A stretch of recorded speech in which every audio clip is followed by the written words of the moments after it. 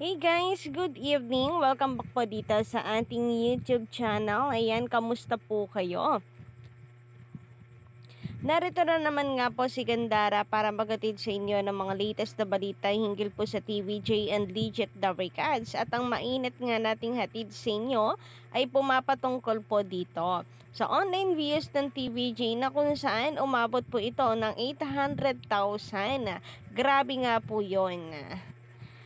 Pangmalakasang Sabado na naman sapagkat napakasaya rin po ng episode natin ngayong araw. So, Sing It weekly finalist na po ngayon, weekly finals.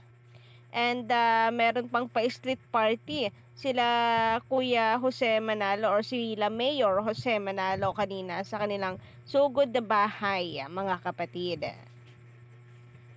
Pero bago po natin talakayin at umpisahan ang balitang ito, nais ko po munang magpasalamat sa inyo sa walang sawang pagsuporta dito sa ating YouTube channel. Gayon din sa atin pong mga masusugid na taga-subaybay dyan. Big shoutout po sa inyo. And para sa mga bago lang dito sa ating YouTube channel, maaari po ninyong pindutin ang subscribe button and notification bell para kayo po maging updated at una sa mga inilalabas nating balita.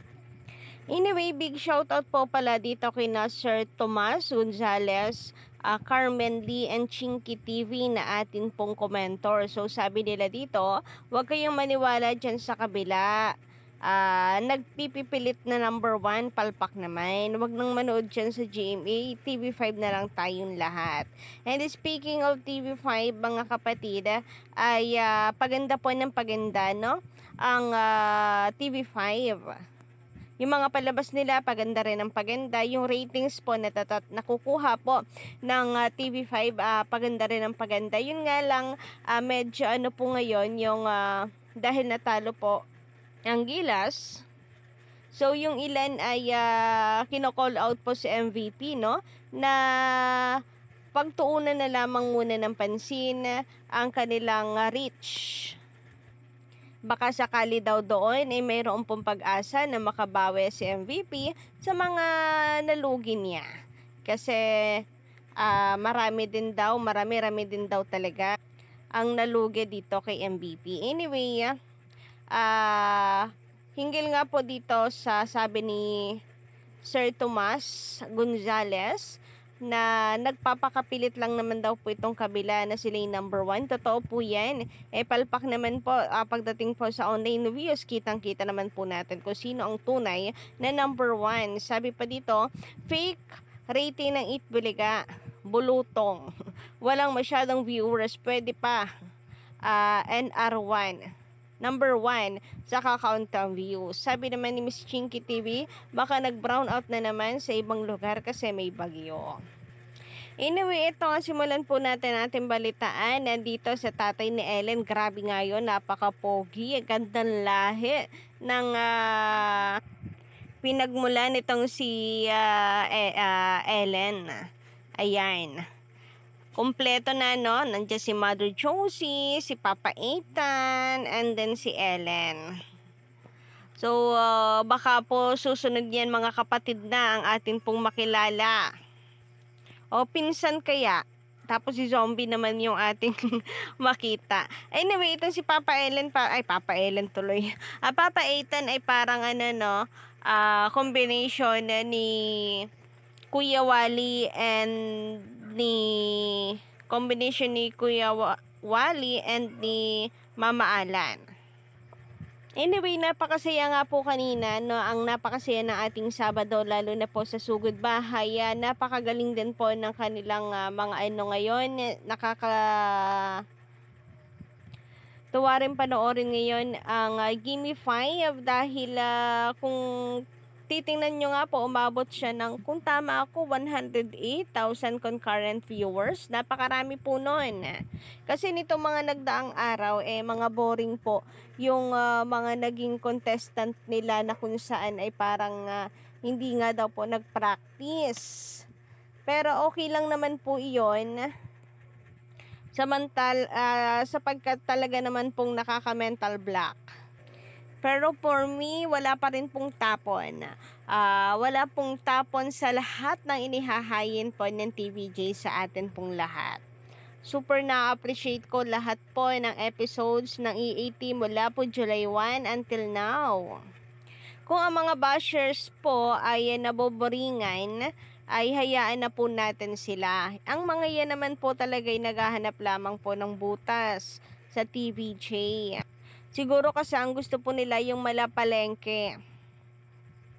Yung nagsasapawan ang mga host, at siguro gusto nila yung mga bastos ang lumalabas sa bibig.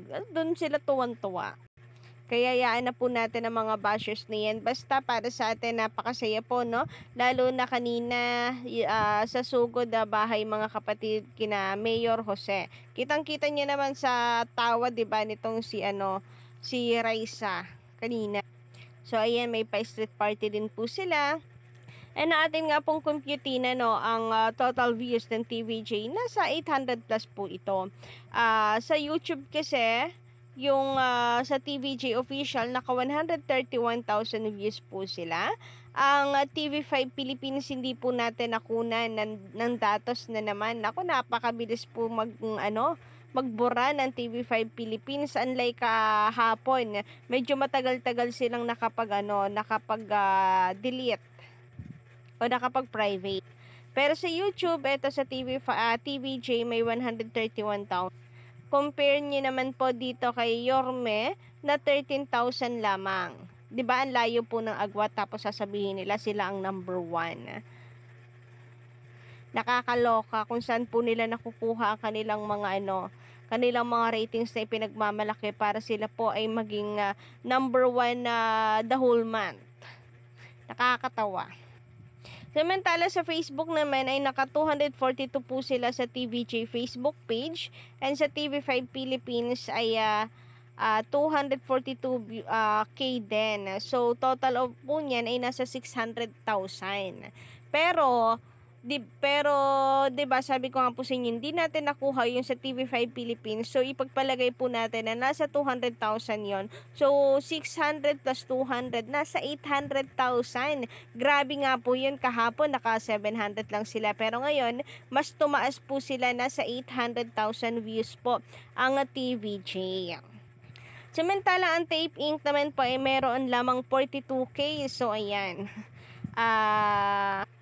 utot nga lang po ng mga TVJ fans ang kanilang viewers kung tutuusin. Ang Showtime naman ay meron pong 132,000 views sa Facebook, at sa YouTube ay meron pong 223,000. Kaya hindi rin kaya nakapagtataka rin po talaga ang inilalabas po na ratings.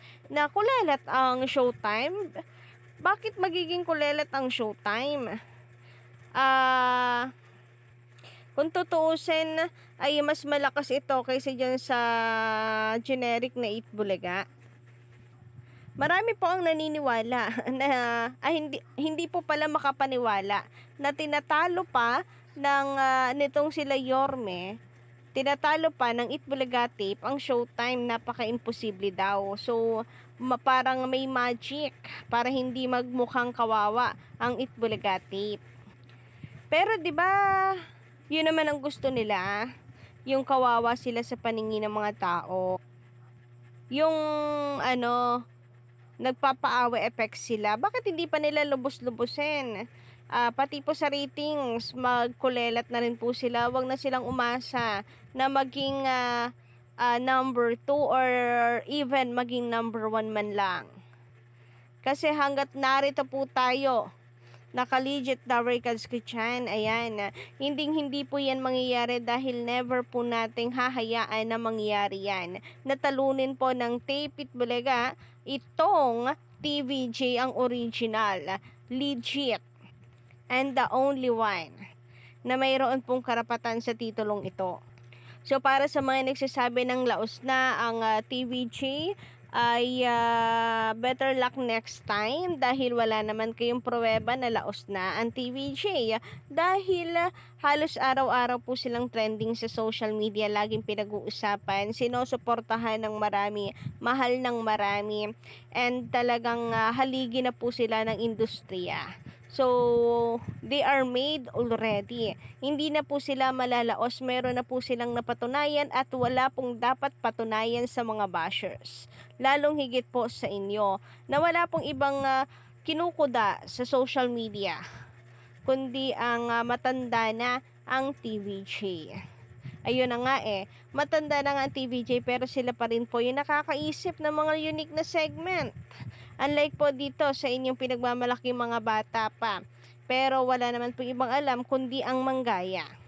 So yun lang po muna ng update natin ngayong gabi. Don't forget to click the subscribe button and notification bell para po sa iba pang mga balita.